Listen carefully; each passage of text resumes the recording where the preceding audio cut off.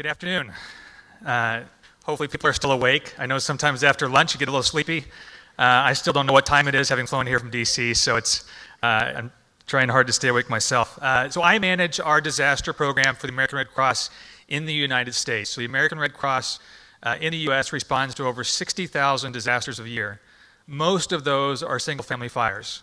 Most of those are families who lose their home in the middle of the night to a home fire, but more and more we're facing these large-scale disasters that we've spent so much time talking about these past few days. And before I get into more on my speech, I did want to share a little bit about who we are as the Red Cross. Much like Tzu Chi, we are founded on principles. And so we have 7 fundamental principles that drive the Red Cross. These are the same principles you see in any Red Cross in any nation around the world. Every country has their own society. And these principles of humanity, impartiality, neutrality, independence, voluntary, that need to drive service delivery through the altruistic and selfless nature of volunteers is so vital to our service. The universality of the services we provide are available to anyone who needs them, regardless of how they're impacted or why that service is available to them. And then unity, that we're doing this together as a collective community to serve those in need. Those principles describe more about what the Red Cross does and is than any images I can show you. And I think they relate very well to many of the principles that Tzu Chi has established in their time. This picture here, just to show you a little bit about how the Red Cross works with Tzu Chi. The gentleman there in the middle is a good friend of mine, Amin Chen in Northern California, who leads the team of Tzu Chi there.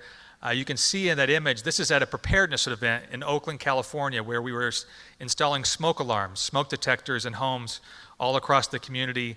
And you can see in that image we had the police department, the fire department, Tzu Chi, the Red Cross, elected official, the mayor is there on the left. And we did that together as a team. And that is so vital, much like Brent just shared, it's so vital to do this work together. And it's not just government, it's all the agencies combined. So what I want to share a little bit about today is some learnings we have in the American Red Cross from the last 2 years. Most of the time when I give speeches like this, I have to convince the audience that there are more and more disasters, that the world is changing. I don't think I need to convince you of that.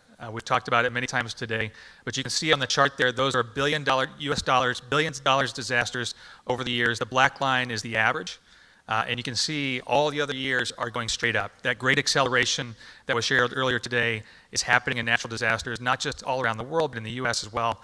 We're seeing that same trend, and it's happening faster and faster.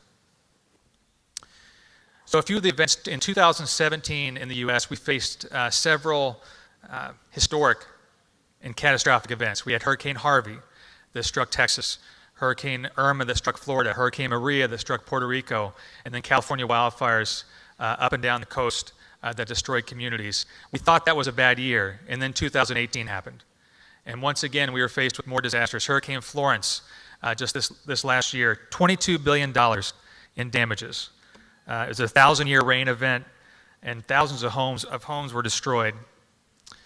And then just a few months later, Hurricane Michael, a storm that popped up right on the coast very quickly and spun into a very large hurricane, $25 billion disaster, tens of thousands of homes damaged and lost, and more than that, impacted, millions of lives impacted.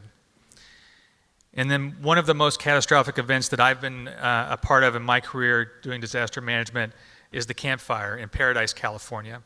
And this is one where I think it clearly spells out the risks in a changing disaster environment we're facing. The Camp Fire at its peak was burning a football field a second. That's how fast the fire was moving. A football field a second moving across through that community. More than 14,000 homes were destroyed in just a few hours in Paradise. 27,000 people were left homeless after this disaster and are still facing the challenge of rebuilding their lives. And this has become all too normal for us in the U.S. and something we've had to build off of. So you can see just since July 1st, this is just in the United States, just since July 1st, 2018, more than 70,000 homes have been destroyed just by those large disasters, just by hurricanes, wildfires, and floods that we face. This is not a normal number for us to face in the U.S. A number I didn't put on the slide, in the year 2018, 1.8 million Americans were displaced by natural disasters.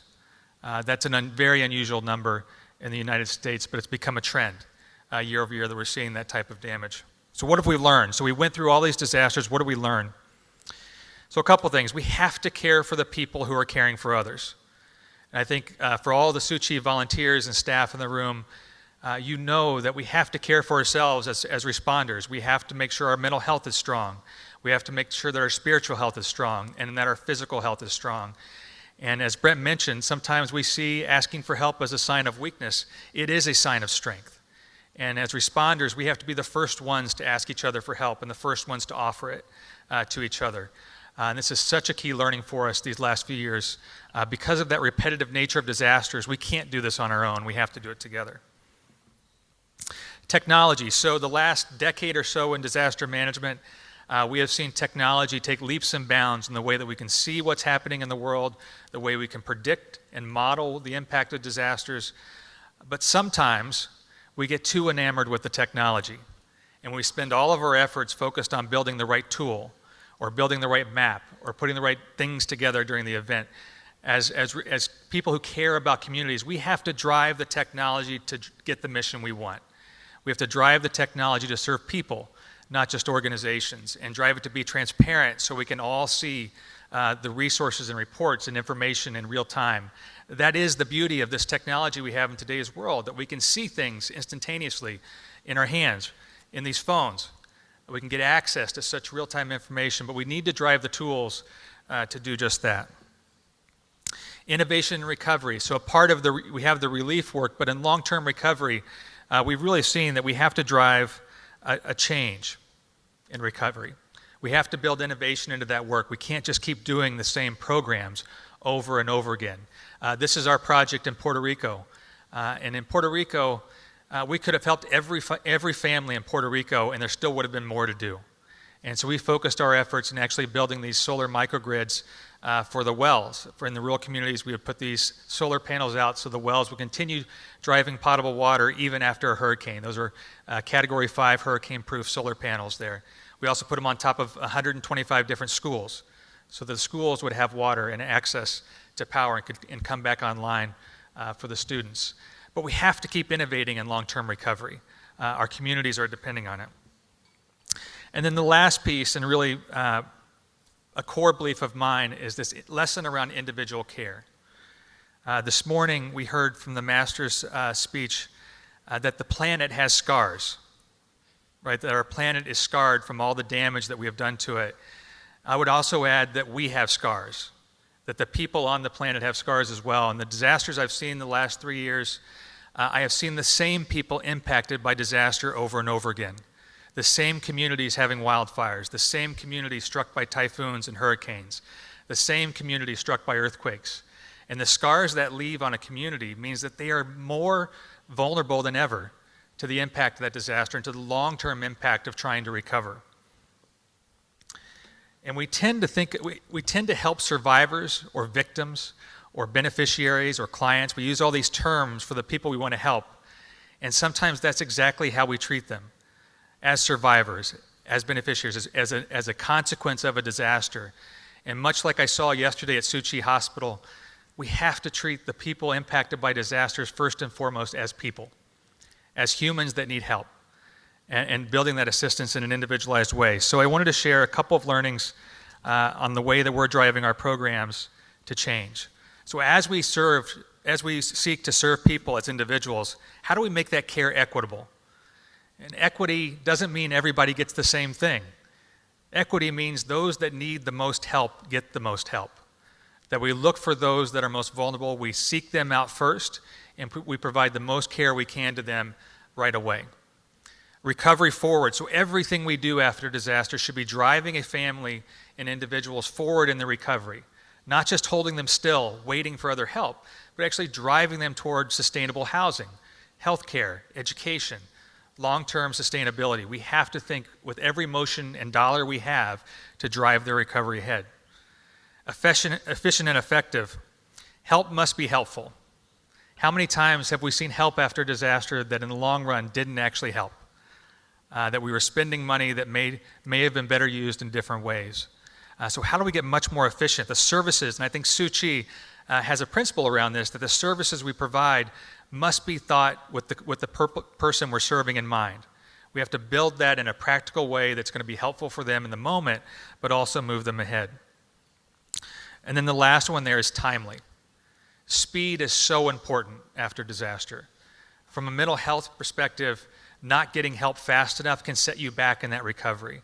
And so building services that are both timely and effective, but are based on the client's time. There's two terms I use with my team in the United States. One that we probably all have heard is cultural competence. This idea that we have to serve people in the way that they want to be served, that we understand their culture, we understand their community, and we build our resources to do that. The second one that isn't used as often is cultural humility. And cultural humility is looking at where someone we serve has their own authority over their recovery, their experience, their life experience of escaping from that wildfire, of having gone through a hurricane or an earthquake. Maybe it was 2 years ago, maybe it was 20. But that learned experience is valuable. We have to give them some authority over that experience to drive their own recovery. And the timeliness is a big part of that, allowing them to decide when help is needed and when they can get access to that can really change how they recover. And I'll leave you with a last thought. From a client or an individual perspective, suffering from a disaster is all about losing control. Our lives are all about trying to gain control, whether it's our jobs, our personal lives, our families. It's all about trying to put structure around the chaos that is our world. And in a disaster, someone who's lost their home or their community, they've lost complete control of that world. And as we try to seek to serve people in an individual way that puts recovery in their hands, we need to build our tools in a way that gives them some sense of control and authority over that path themselves, not always looking for someone else to drive that for them. So I look forward to any questions I have here at the end of the session, but thank you very much.